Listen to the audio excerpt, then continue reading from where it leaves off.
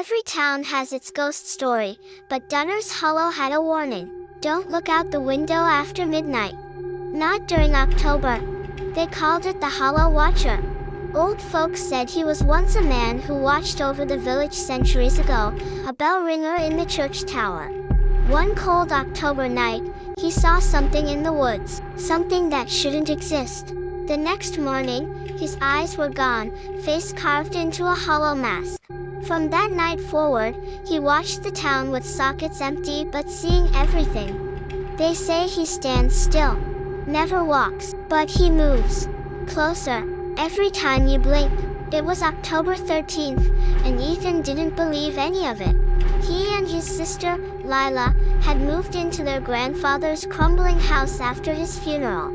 A relic of crooked halls, dusty furniture, and creaking floors. Lila was fascinated by the stories. Ethan just wanted cell service. That night, Lila dared him, look out the window. After midnight, I'll do it and live stream it, Ethan said, smirking. At 12:03 a.m., he held his phone up to the window. Watch this, chat. I'm about to stare down the Hollow Watcher. The backyard was empty. The woods at the edge stood in silence. Ethan laughed. See, nothing. Just old POP. He paused. In the stream's grainy feed, a tall figure stood at the tree line.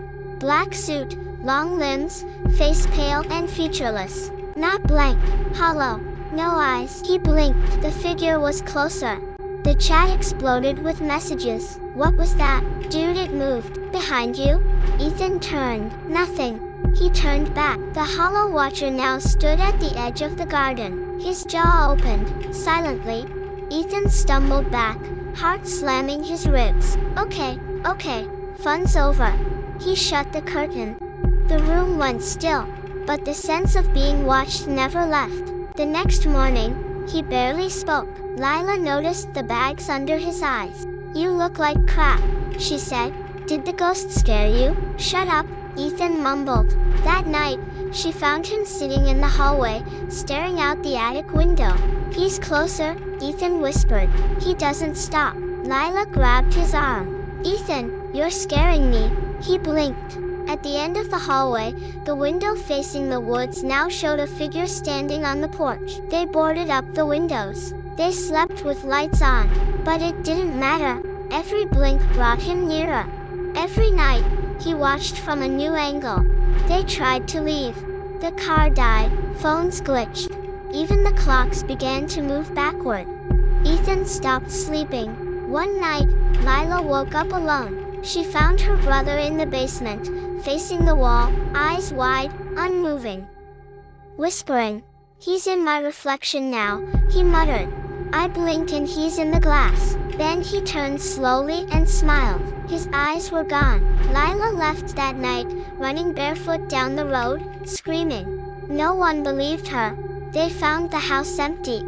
Ethan's room untouched. Curtains torn. The attic window open, but the watchers of Dunner's Hollow knew what had happened. They say she ran from the Hollow Watcher. But now, she watches too. Every October, two shadows stand in the windows. And they never blink.